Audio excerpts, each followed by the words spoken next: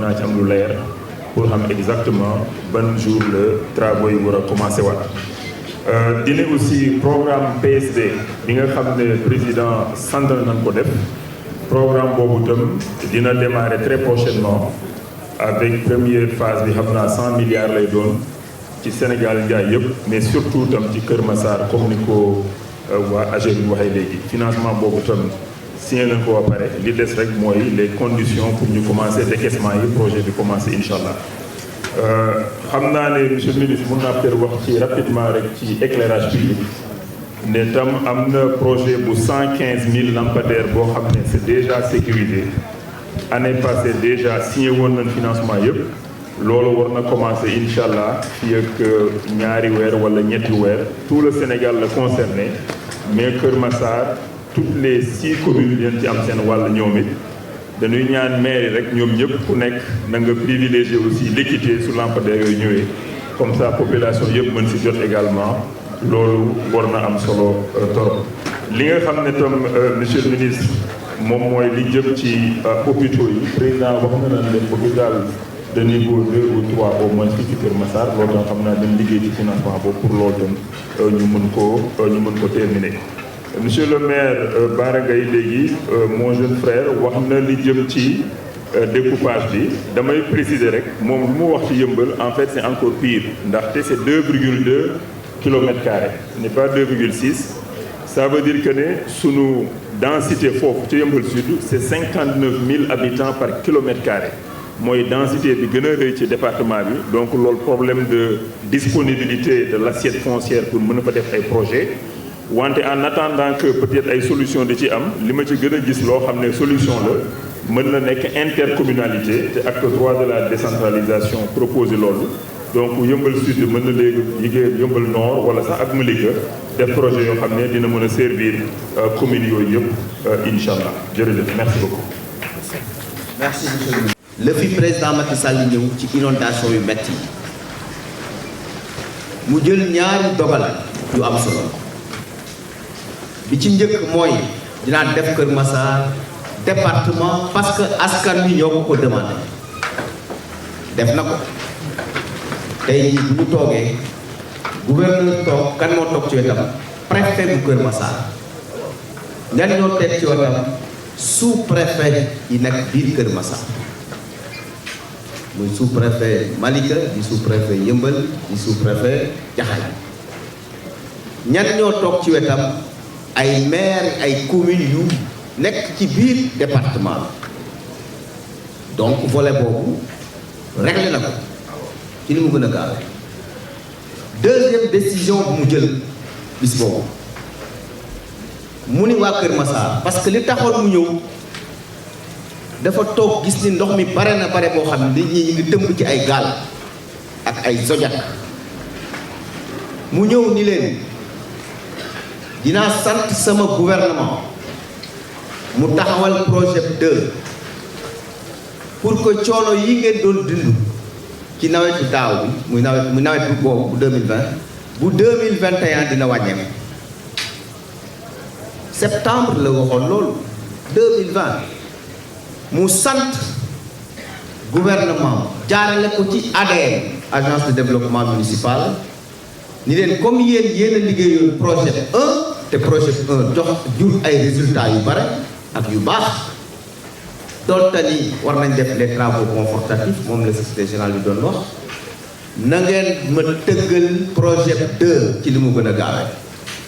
ça c'était en septembre 2020 ADM liggéey bi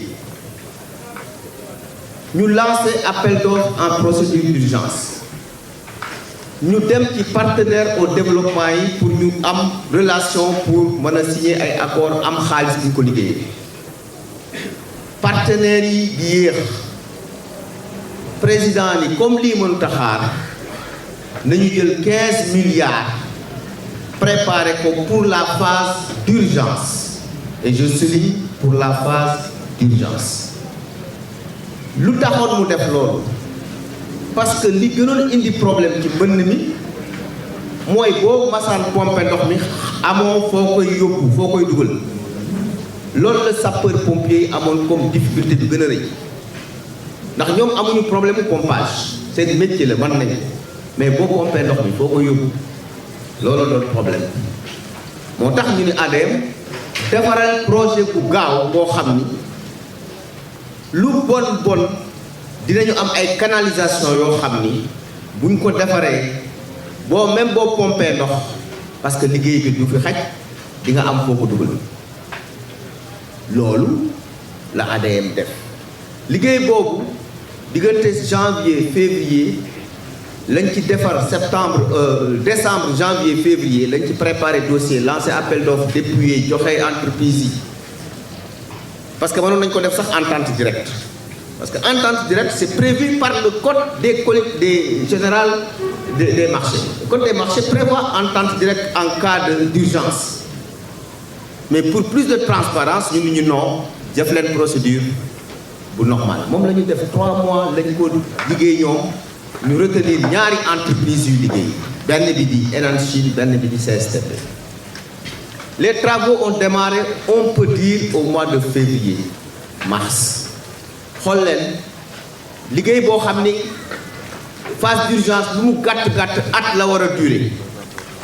nga démarré ko février mars donc avril mai juin juillet août septembre octobre novembre décembre ba janvier février beneen at bi donc hivernage nawet dugg na ci digg bi te fekk travaux yi mënoo ko terminer mais ci pression bu gouvernement bi def ci entreprise une pression forte moo tax li ñu am daaw ñu am ko c'est vrai daaw ndox mi bare na li mu taw Kër Massar daaw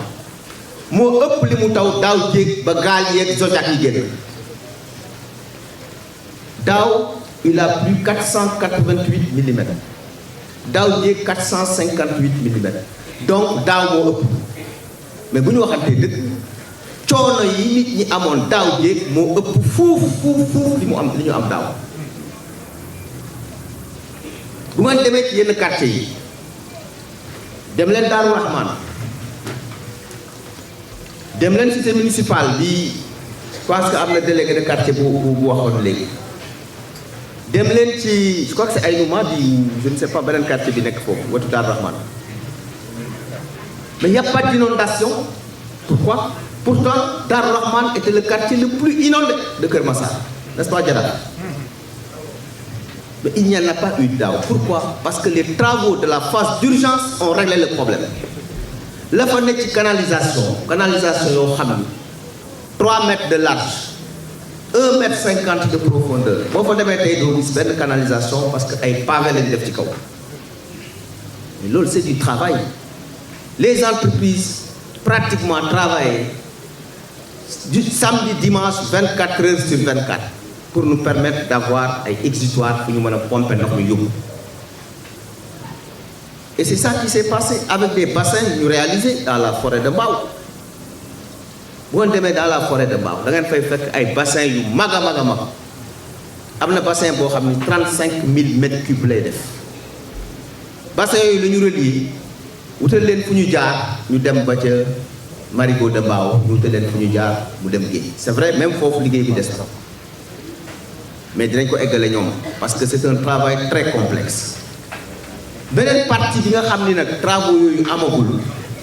moom la ADM war a entamer moom la secrétaire général bi war a wax tey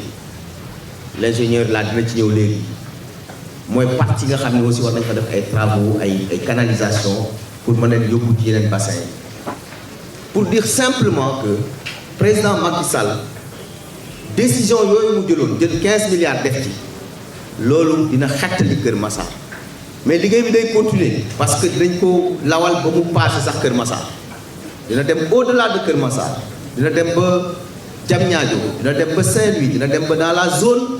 bi ngeen wax léegi la zone bi dend ak Jaxaay jëm Bambilor Sangalkam et autres cette zone-là a été inondée l'année dernière même vers la zone Almadies 2 et autres et tous ces travaux-là mi ngi ci projet 2 donc bu ñu mënee tuuti la ñu dundoon daaw wàññeeku na te ren ji dina gën a wàññeeku ci kàttanu yàlla ak xarañu suñu équipe yi nga xam ni moom la ñu am te di ñu noppi di def pression ci ñoom pour que ñu mën a mottali liggéey boobu. donc je voulais quand même préciser cela pour que nit ñi xam ni projet 2 bii ñu def nii dafa am lu mu joué lu baax. man daaw pratiquement tous les week-ends pour ne pas dire 3 jours sur 7 ñu ngi woon Kër Massar pour xool travaux yi ndax mi ngi avancé parce que président Macky Sall dafa jël engagement te bu jëlee engagement gouvernement ak direction yi dañu war a taxaw pour que engagement boobu ñu respecté ko et c'est ce qui a été fait donc loolu laa bëggoon préciser avant ñu jox kàddu gi monsieur l'ingénieur.